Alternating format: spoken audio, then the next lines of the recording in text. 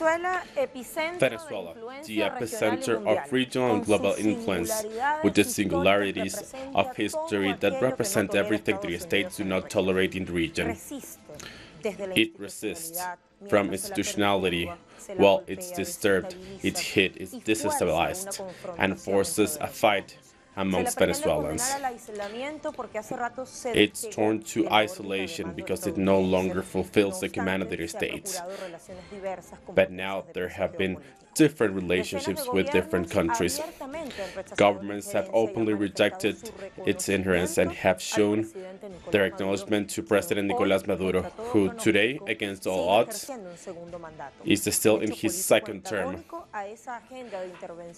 Something against the policy of intervention and the one taken by the state nations that the states lead with other governments that use Venezuela in order to take the focus away from their other realities and who want to sack it in order to get the energy demands they want for gold and for manufacturing products. So let's continue realizing the dimensions of this fight, because it's a geopolitical fight.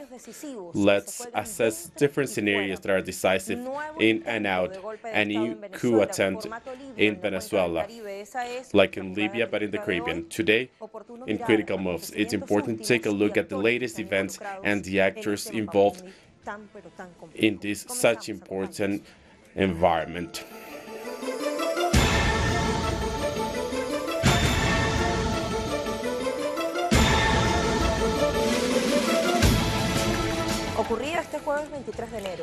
On Thursday, January 23rd, the autoproclamation of Juan Guiado as the interim president of Venezuela, obeying an order set by the state for not having any type of legality, then this action is considered as a new coup attempt in this nation of South America. Different governments of the right wing agreed with this, and they followed a previous information about this, while others ratified because they did this before their acknowledgement to the authority elected on May 20th, as it's established in the law and the Constitution. The facts take us back to April 2002, but also Libya under Gaddafi.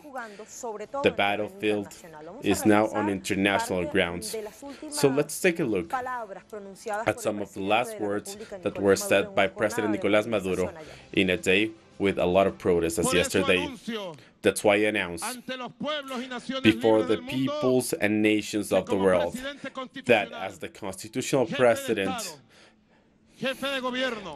the state, and by fulfilling my duties that I swore in front of the people, of respecting the independence, the sovereignty, and the peace of republic, I have decided to break diplomatic relationships with the government of the United States of America.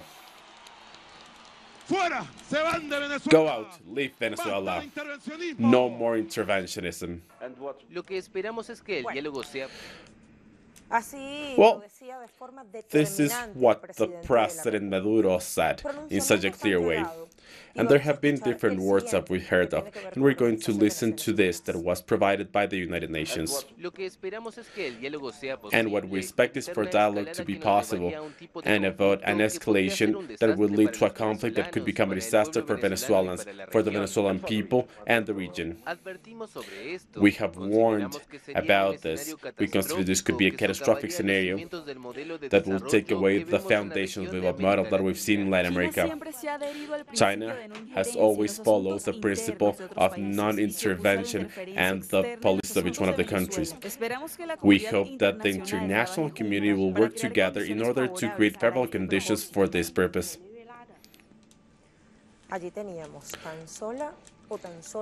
There it is, just one of the many statements that we've heard. The Chancellor, the Minister for Foreign Affairs of Venezuela, Jorge Arreaza, during the early hours of today, Thursday, on his Twitter account, at J.A. Arrasa. He said, "It calls my attention the government of the States is not behind the coup d'etat in Venezuela.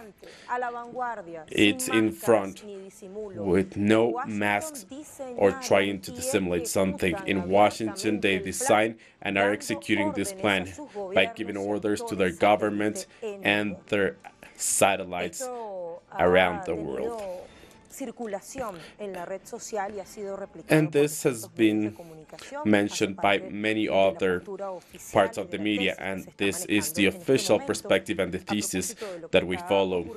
Based on the events that are taking place today in Venezuela, the geographical location of this country, its facade with the Caribbean and the continent, as well as having wealthy reserves, explains the hostility against the country.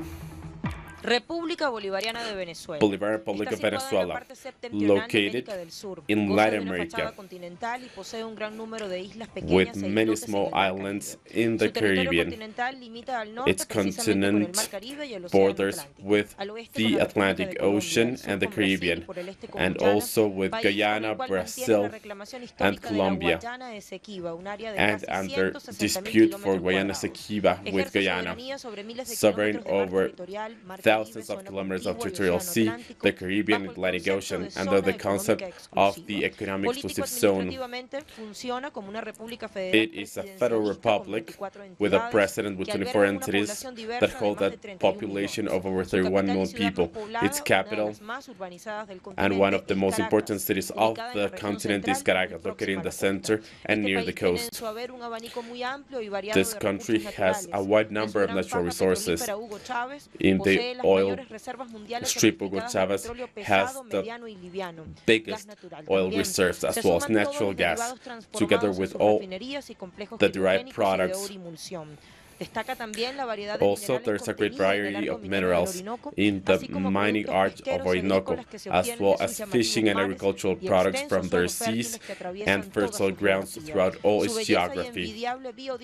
Its biodiversity and beauty make it an appealing country for tourism.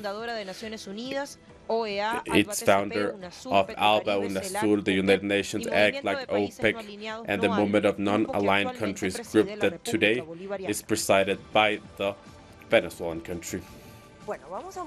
So now, after checking the location of Venezuela in the map, we always need to speak about this, that's not new, but some seem to forget about that. Let's take a look at what the Venezuelan Agency of News has published. It's the state-owned Agency of News of Venezuela. So amongst other news, it has the following: European Union does not accept the proclamation of Guaido as president. The people of Venezuela have the right to demonstrate peacefully and to freely elect their leaders of deciding on their future. This can be read in a statement by the community, while they don't acknowledge Guaido as an interim president, just as the president of the National Assembly. And all the orders are null, according to one of the sentences of the Constitutional Court of the Supreme Court of Justice. It also mentions here in this article that some foreign media have informed that the European Union is meeting to study the situation of Venezuela. Now, from the Venezuelan news agency that also brought this, Russia announces the violation of international law, and they also set the position of China about what their states are doing in Venezuela. Now I go to Misión Verdad. Guaido autoproclaims him as president of Venezuela. Trump acknowledges him. Now what? And also this one that we're going to show you right now. This one here. Maduro's reigning in the midst of the chaos. They're all related and have an analysis with data, with important data. The case of Venezuela, according to Franco Bielma, is based on the context of the world and antithesis against the destruction of the systems of governance throughout the world that take nations to a high-risk spiral. Being for or against This is the agenda that sets international relationships on this side of the world by leading to situations that have never been seen before. Military threats and political attacks on the states set Colombia and Brazil as the aircraft carriers and devices for these goals. It's also worth mentioning that the States is part of all these fronts of the battlefields globally. Now I would like to give you our recommendation. Telesur.net. Illegitimate why? What's the data on this theory about Nicolas Maduro? This was written by Pascualina Murcia, who's the professor of the Simón Bolívar University, economist from UCB. She's a master in public sciences, and she is also a doctor of the Simón Bolívar University. Let me read a part of it. It's worth for you to go home and read this. The elections took place under the semi-electoral system used for the parliamentary elections of December 2015, where the opposition of Venezuela won. Those affirmed that Nicolas Maduro is a dictator ask themselves this question, and the term 2019-2026 is illegitimate, or they just repeat what they hear. As an act of despair, the Vice President of the States, Mike Pence, will having to bring the opposition march for the 23 due to the incompetence of the opposition, insisted and said that the President Nicolas Maduro is a dictator that's illegitimate. The strategy is clear: to repeat the lie 1,000 times to turn it into a truth. And the media are extremely important for a matter as such. So after yesterday's facts, today there were more protests from outside, as well as important statements in the country from the Bolivarian army and through the ready commanders, and also from Vladimir Padrino Lopez, who's the Minister of Defense, who said this is a coup. This is clearly a coup. And I would like to speak to our correspondent, Madeleine Garcia, who will speak about these statements, the statements that have taken place previously and that are taking place right now. Hi, Lucia. Just a few minutes ago, the High Command provided a statement. This means that it's not only the Superior Command, but also including strategic commands of the regions for integral defense of the region that are distributed throughout the national territory, specifically defending the sovereignty of this country, that, as you said, have provided a statement today's morning and concluded this statement of the military command together with the defense minister, who said, we're under a coup d'etat, and I would like to mention this to the national and international community. Secondly, we will not support any president or any person who would like to impose by force. We follow the Constitution, and we will follow the Constitution, and we're going to stay here. This is where everything is happening, because the calls, Lucia, have been continuous to the armed forces. The things that were said on May 20th were the Venezuelan people re-elected President Nicolas Maduro. They ratified once again that they follow the Constitution, as well as their Commander-in-Chief Nicolas Maduro as the President of Venezuela and the commander of the Armed Forces of Venezuela. And they say we don't want war. War is not an option, because no one knows what are these consequences. And we are concerned about the possible division of population and a fight between brothers who are not going to allow to happen, as mentioned by the defense minister. They also said that they were not going to accept vandalism taking place at night. And this is very important, Lucia, because Venezuela has faced this in 2014 and 2017, and now the strategy is different. For example, if we walk by the capital, you'll find no problem, and you see that Venezuela is not on fire, as the social networks show, where they speak about dead people, about wounded, where they show images of fire. No, this starts at 7 p.m. It's focalized, and the defense minister said we're not going to allow any vandalism. So we will be on the one hand following the Constitution and on the other hand defending the country and avoiding any type of fight, because what happened yesterday is very serious. It cannot be accepted, but it's extremely dangerous. And it's a disrespect and a shame. What happened yesterday is very serious, according to the Defense Ministry. And that's what he said. Thank you, Madeleine, for this information. So thank you, Madeleine Garcia. And now, let's ask our questions. So, where is this plan against Venezuela leading to? The similarities with Libyan case, as reminded by Madeleine Garcia and shown in many different networks, are undeniable. But why in this case the geopolitical factor sets a difference? We're going to try to decipher this later when we speak to other analysts. So we'll be right back with Critical Moves.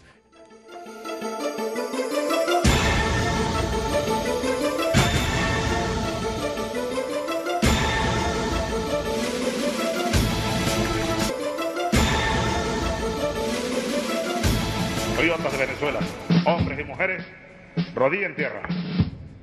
Unidad, unidad, unidad de los patriotas. No faltarán los que traten de aprovechar coyunturas difíciles.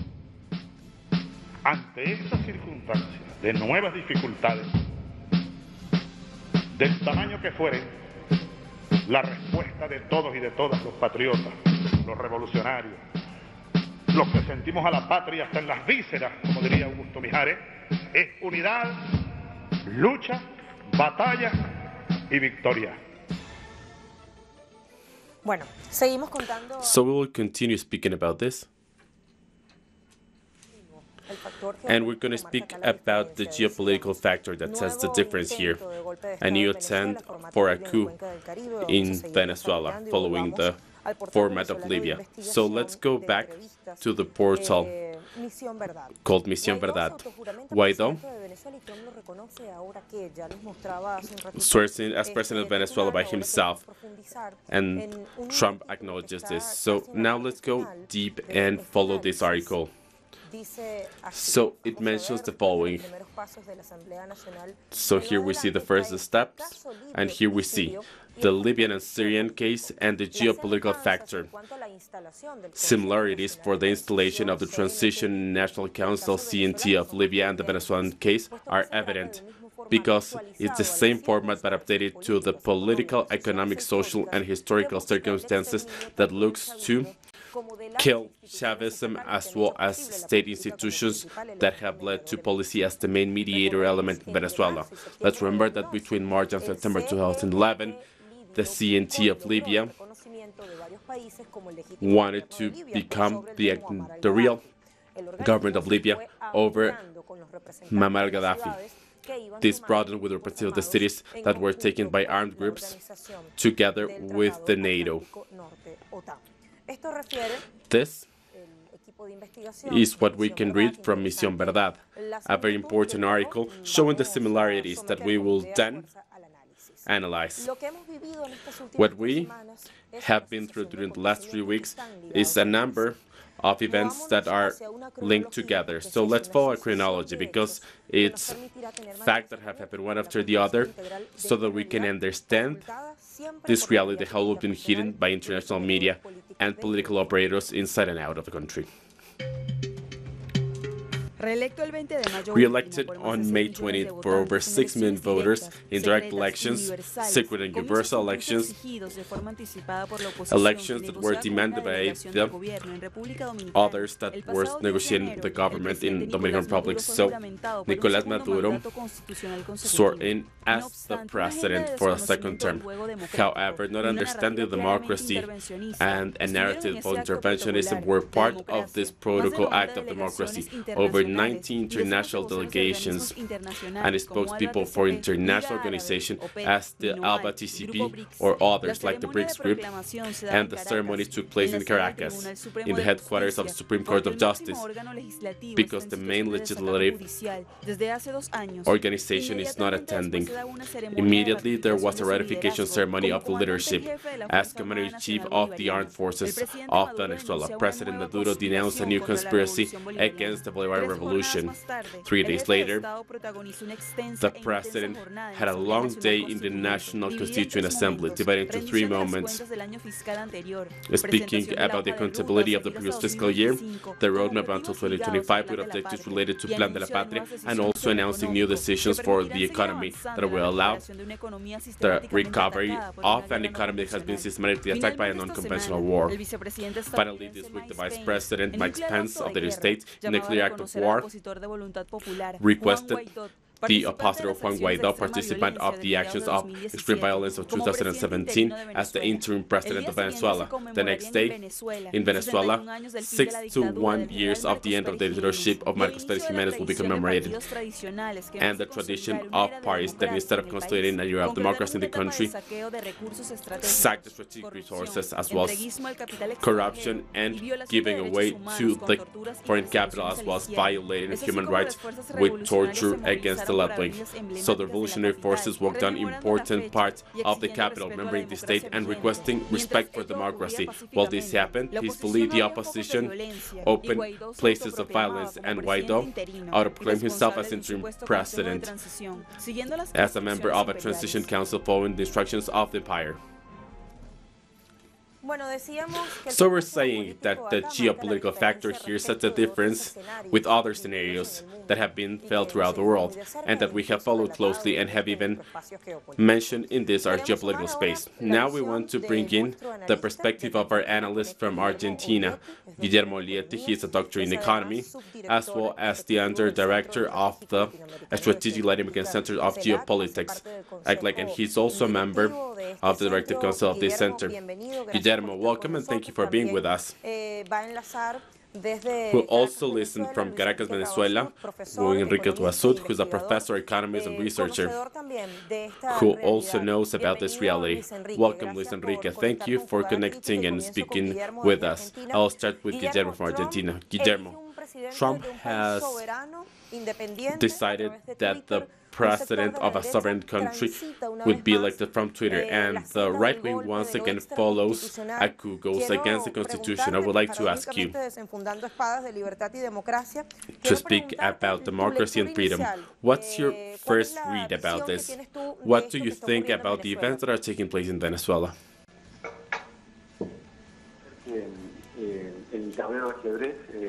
Well, the chessboard now sees its pieces moving. The purpose of the United States is doing the same thing as always, to take over the Venezuelan resources.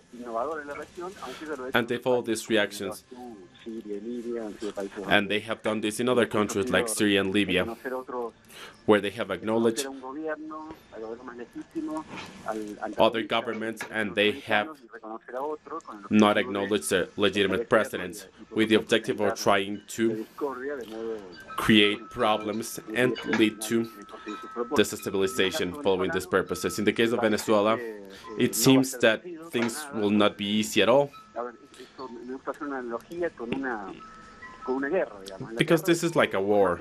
In war, even if the air forces can do whatever they want, as they did in Iraq, sooner or later the army has to gather and dominate it. In this case, there must be a coup, and something similar must happen. So there are things as acknowledging an illegitimate government presided by Guaidó, and sooner or later someone will have to try to take over the presidential palace. And I think that there's no possibility for the government to do so. If the embassy of Colombia or any embassy where the current members of the Coup are, then they will have to follow this impact and will be unable to reach their objective. So after a failed coup, what we can see is that this goes against what the Americans are trying to do. And it's difficult to understand what's going to happen. And we've seen these coups trying to happen in other places. And if you take a look at the style in which it's happening, then things will turn around. Now, Professor Luis Enrique. Welcome, Professor. If this is all part of a bigger plan that has nothing to do with democracy based on the latest events, where is this plan against Venezuela going? What do you think it's going to be its development? And if this sets any type of perspective in terms that go against democracy? Yes, of course it does, Lucia. However, I believe that this new attempt of a coup in Venezuela to destabilize the political situation of Venezuela has already failed. Because the only possibility, the only chance of success would be during the next hours of the self-proclamation of Guaidó, where a critical mass big enough of the opposition would have taken place on the streets, as in the coup of April 2002, and whilst also generating a situation of a sublevación of the army in an important part of the country, specifically in Táchira or other bordering states as Zulia, where there could be a proclamation of free territory like they did in Altamira.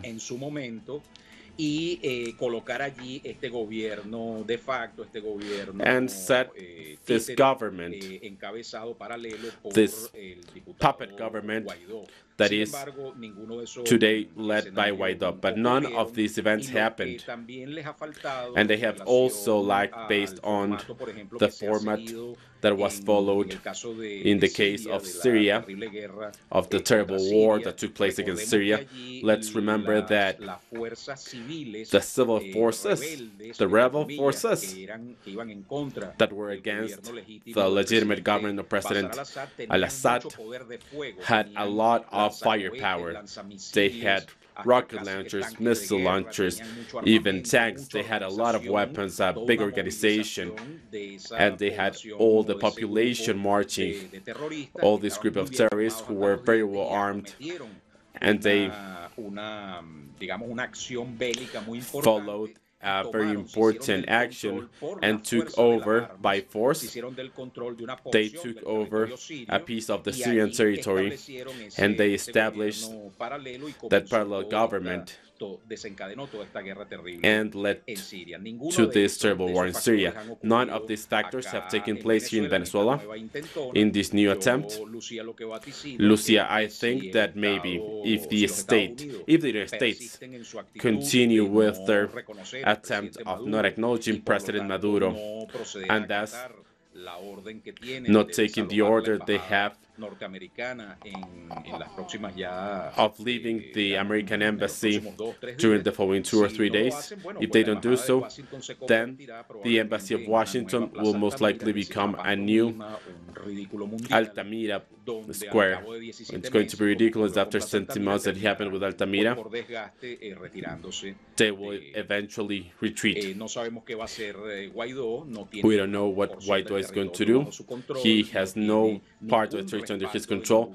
He is not supported by any part of the military from any commander or from any other area in Venezuela, and he does not have enough civil force in the streets nor firepower. So this is a very grotesque attempt, as the ones that we've seen in Donald Trump with all his grotesque places all around. So, Professor, could we think about an opposition sector by thinking that the opposition cannot be placed within a single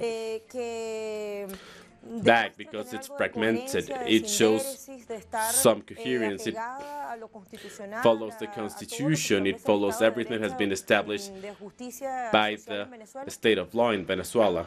Well, I think so. I don't know if maybe the spokespeople, the formal spokespeople of the opposition with their different parties will take different positions based on how this is going to develop. But it is relevant, however, to note that the social base of supporting population that follows the opposition or that is against the government of the Bolivarian Republic is significant enough to create enough people to gather them together to support these events. I think that the people who grouped yesterday maybe in border states, but also in the capital, were not significant enough to allow this to escalate to another level. So, even if the opposition is not there, but in the opposition with all the sectors that are part of the Venezuelan people, then there's a lot of members who don't support this type of event and that are unhappy with these acts. And I think that the summit of this type of strategy was reached in 2002, where they even burned people alive in the streets of Venezuela, something atrocious that no part of the Venezuelan population accepted or tolerated. And I think that the opposition of the people, those who vote, the voters, the ones who follow the opposition, are the ones who determine this beyond what the spokesperson will try to say in isolation from a position, a strategic position that has gotten support from the government of the states and all the rest of the puppet and lackey governments that are part of the countries of the Lima Group here in Latin America. I also think, Lucia, if they have attempted to do this, it's weird that the states did not start a military intervention directly, because if they continue with this type of attempts, of this extremely weird attempts, it is because they're not willing to have a direct military intervention of the states in Venezuela. And we need to take a look at this. In the critical moves geopolitically, we need to see that at stake we have the possibility of Russia, this excuse and possibility of Russia to create something in the American continent where the Eurasian bloc and the Organization of Cooperation of Shanghai do not have in the continent. So if the states do this, then immediately Russia will get the opportunity of installing here military bases and an important military power in the American continent. And this is something that, in the limited balance that we have today under this new war, this new cold permanent war, that both see is what the NATO and the states are not willing to do right now. So there's a military intervention from the coalition of the countries of the region. Speak about Colombia and Brazil, all those countries that are members of the Lima Group. And we're going to see if the Latin American countries will take an adventure that will go against what has happened in history, and the population will accept this, because this would be something terrible, because Venezuela was the one that created these nations through the liberators with Simon Bolivar at the lead. So this is a very complex environment. This is not Syria, this is not the Middle East, this is Latin America, this is South America. And we have a very particular history, and we're facing a Bolivarian revolution with the military-civilian union that has been together for 20 years with a lot of attempts to destabilize and many coups that we have already overcome.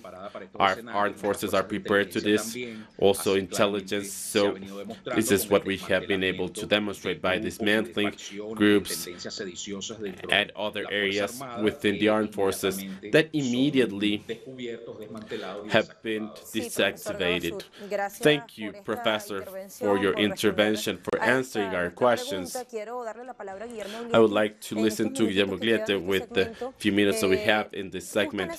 So following this line, the line that Luis Enrique Gabasur was mentioning, there's a clear division. Either you are pro or against the democracy, the election. Apparently, the international agenda is marked by this. So how do you see the correlation of powers here? Well, of course, there's an external correlation of forces that is encouraging the destabilizing factors of Venezuela. So here, as I just mentioned, what's more important are the internal factors.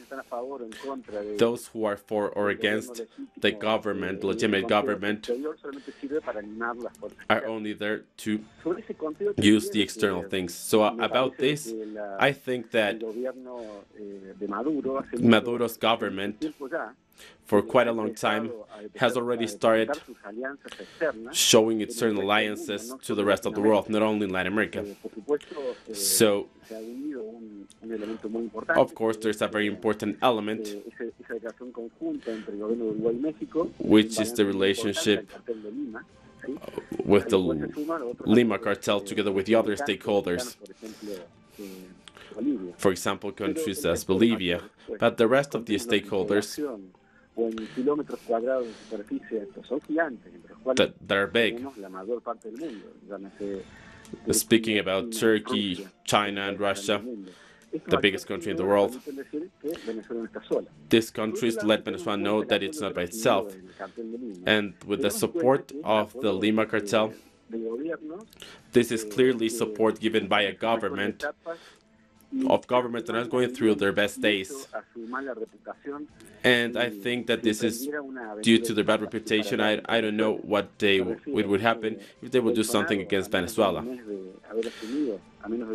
So Bolsonaro, just 20 days after being president and following all this and showing the problems of Brazil, then there's a clear case of connection, and he is being member of the band of killers, and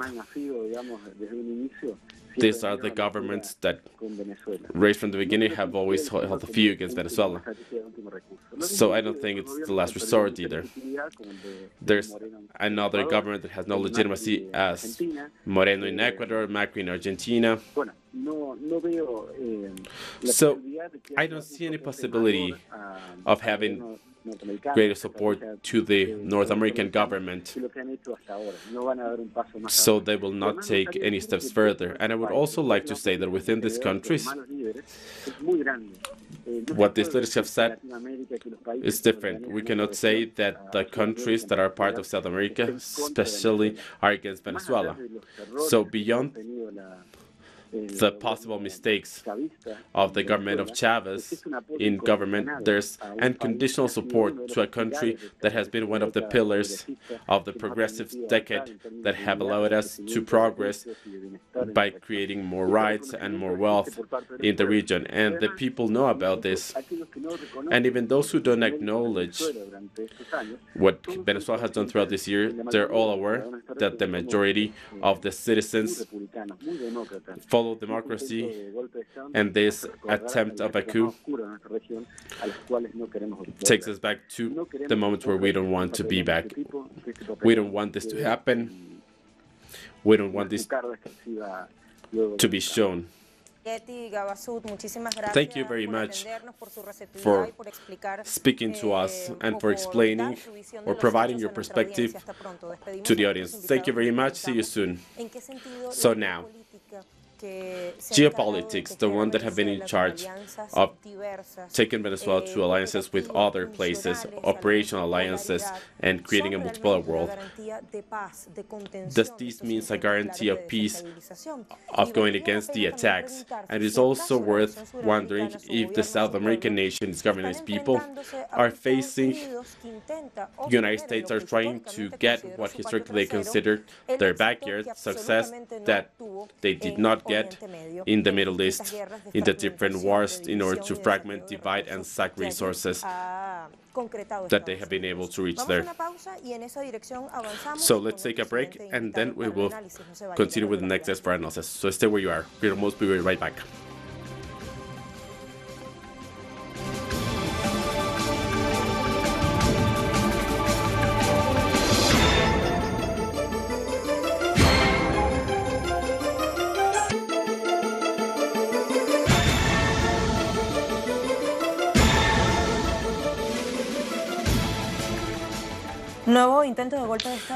New coup attempts in Venezuela. This is what we have today in Critical Moves. Venezuela has developed a transcendental geopolitics directed especially to dribble through the commercial blockade of government, the states, and other sectors. So let's remember the facts that have taken place. But they're very, very important to listen right now. The United States recurrently imposes severe punishments against the countries that decide to go against their orbit of influence. The case of Syria, Iran, China and Venezuela. This is an area of a blockade that has led to different obstacles for the sanctioned nations because the United States controls the establishment, have at the same time led to the strengthening of common agendas for development and alliances under principles of complementary solidarity and respect of asymmetries, as well as for the design of geopolitical alternatives and financing based in a different transactional system. This is how President Nicolas Maduro closed 2018 with different transcendental meetings in order to materialize this objective. For example, in the last quarter of 2018, he signed with China 28 agreements for finance, science, technology, housing, mining, food, and medicine, with the possibility of replacing the United States as the main buyer. It was also in Turkey, and then welcomed Erdogan and Caracas to sign agreements for investment with the participation of over 100 businessmen by selling gold as the main alternative going against the dollar. And finally, the president visited Moscow, the capital of the Russian Federation, in order to ratify with the Eurasian nation agreements for the military areas and the commercial area as well, because they've not only reinforced the tools for the defense of their sovereignty with the help of this country that tried to configure a new world map for relations of power. Also, the visit to the Venezuelan port of a hospital ship from the Chinese army, and also 4 planes that arrived from the Russian Air Force. Both facts were events that avoided the possibility of other countries to intervene in Venezuela. Now, in order to go deep into this topic, we have Alejandro Ferro, who is a researcher of the Strategic Leadership Center. Welcome, Alejandro, and thank you for being here. No, thank you for inviting me. Well, Alejandro, first of all, I would like to ask you about the hypothesis that we have mentioned today here in Critical Moves. If this geopolitics that they have taken through efforts through diversification with the Venezuelan government of the revolution helps to stop these attempts of destabilize the country. Yes, but first, before speaking about geopolitics, which of course essential under the events that are taking place in Venezuela during these days, I think it's necessary to mention some of the things that are not mentioned, which are the millions of people that on May 20th were part of the electoral process in the presidential elections, whether they voted for President Maduro or for other political options, or if they had a blank or null vote. So this is the alpha and omega of democracy, at the beginning and the end of everything. So there's no possibility of carrying out an analysis without following this imperative. And I think that people are not speaking about this, and there are many political actors are not following this sovereign decision of the Venezuelans, whether they like it or not, because I know that this is not a fight of Chavistas against not Chavistas, of those who follow Maduro and those who not. No, here the answer or the question is democracy or not democracy, and there are certain rules. The rules are first of all, that what the people say and all the actors should follow what they have been chosen for. Also, the opposition during the period during this time of speaking with the executive power in the Republic. Yes, of course, they cannot fall under contradictions. There's a clear question that we need to ask ourselves. Guaidó was elected as a congressman in 2015, and Nicolas Maduro was elected president in 2018.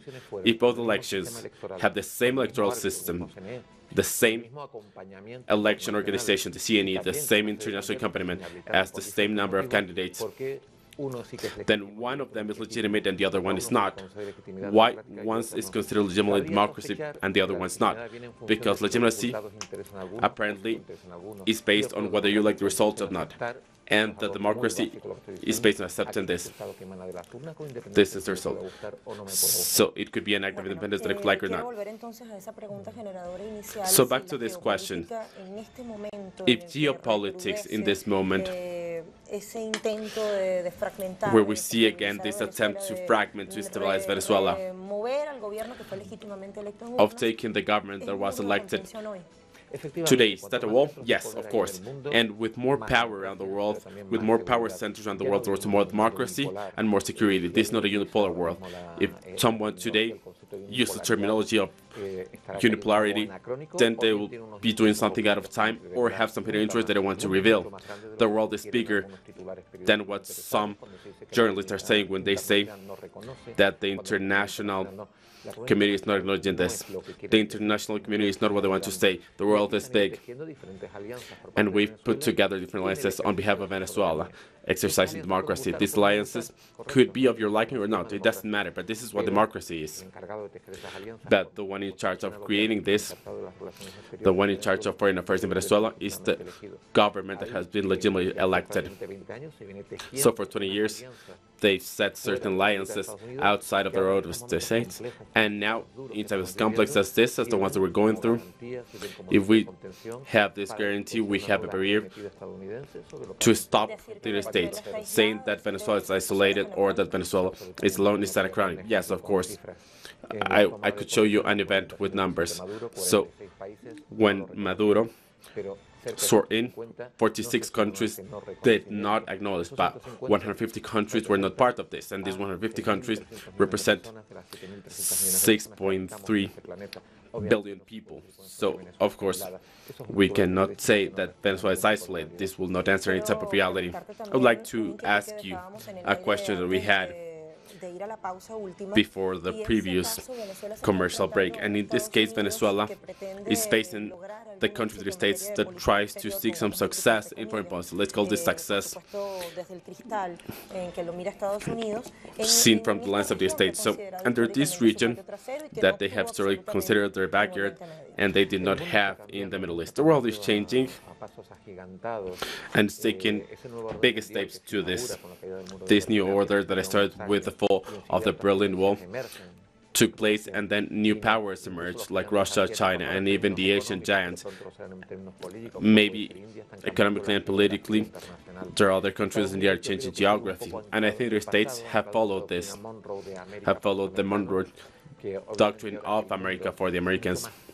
Now that the world is smaller, there are fewer borders, and the world is interconnected. So the attempt of the states of keeping this influence by knowing that it's their backyard, trying to take them with anti-democratic means, we can analyze this as something anachronic. So in the state, there's someone who's completely unpredictable, someone who's extremely volatile, and someone who's extremely impulsive. I am not saying by this that there is no continuity in the foreign policy of the States against Latin America, characterized by extreme anxiety and for control. This has been,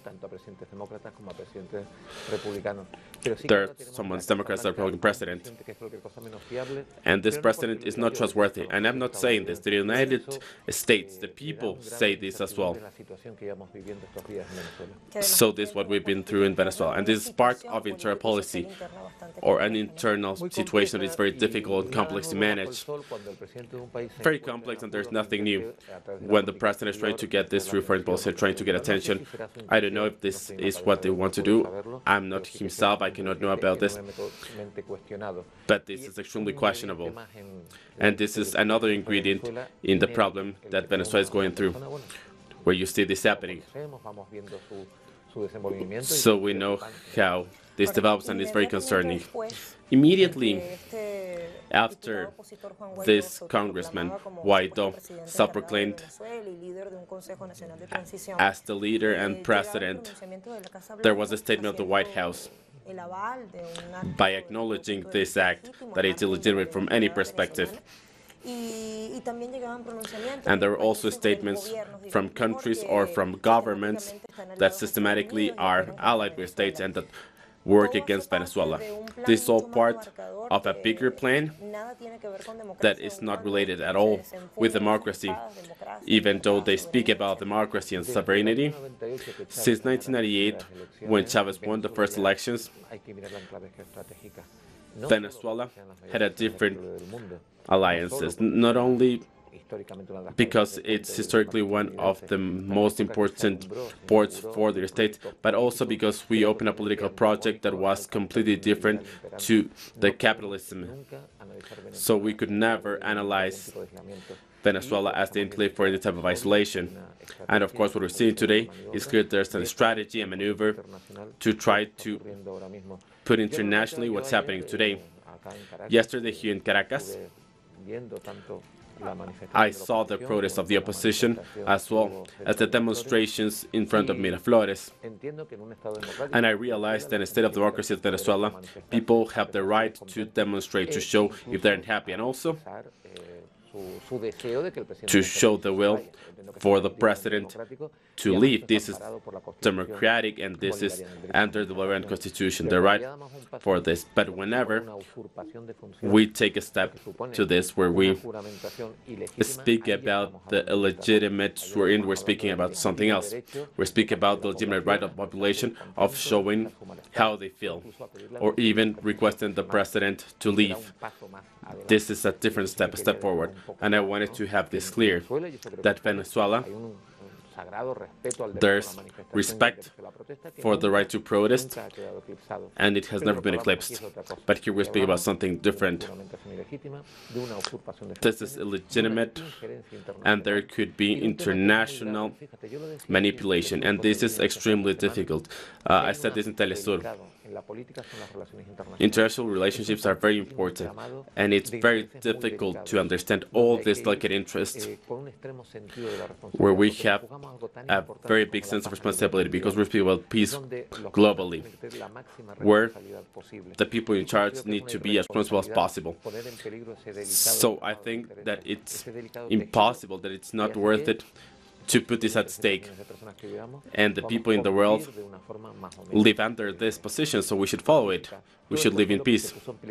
And this was all set in danger yesterday. Not with the protest, that is absolutely legitimate, but with the action of Guaidó, of taking over the power, and with that legitimate act of acknowledging this from some of the countries of the international community. Alejandro, thank you very much for being with us.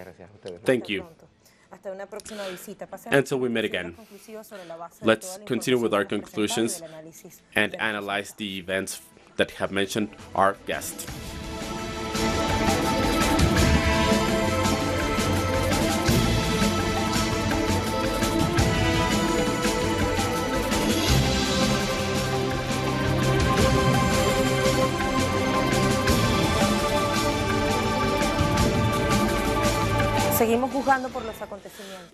We still judge on facts. They want to fragment, to divide Venezuela, a sovereign independent country, the biggest oil reserve in the world, its isolation with a hybrid world with different elements put together. its geostrategic alliances, armor it, and allow it to create a new world map that is there in full development with the support of countries with a geopolitical weight as Iran, Russia, China is geostrategy because they are nations with a great evidence and influence. So the image of Venezuela by itself about to fall due to the lack of acknowledgement will not happen, apparently. The battlefield widens. It's not divided by borders now. And here, a lot of key topics are at stake internationally. But first of all, the stability is first. The political culture of Venezuela is population stability as well as idiosyncrasy. It's the existence of Venezuela by itself. Also, the possibility of the continuity of change for the interest of those in our region and beyond our borders. So this is how we close Critical Moves. As always, thank you for being with us. We're here from Monday to Friday at 12:30, Caracas, Venezuela. See you soon. Stay in tune.